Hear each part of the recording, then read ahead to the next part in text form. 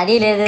పైగా నా విగ్రహాన్ని కొనడానికి పెళ్లి సంబంధాల్లో పిల్లని చూడడానికి వెళ్ళినట్టు పొలోమను 10 మంది వెళ్తారు. అందులో ఒకడికి ఆ బొమ్మ నచ్చిందని, ఇంకోటికి ఈ బొమ్మ నచ్చిందని. నా కర్మ ఏంటంటే అక్కడ ఉన్నవన్నీ నా బొమ్మలే. మళ్ళీ తీరా 10 మందికి ఒక బొమ్మ నచ్చాక అమ్మేటోడు అలుసుగా తీసుకొని 10,000 15,000 అని బాంబు పేలుస్తాడు. ఎందుకురా బాబు ఇంత రేట్ అంటే కలకత్తా నుంచి తెప్పించాం అంటాడు. నాకు అర్థం కానిది ఏంటంటే ఎక్కడైతే నేను కలకత్తా నుంచి అయితే నాకన్నా మొనగాడు వస్తాడా, అక్కడ కూడా నేనే కదా.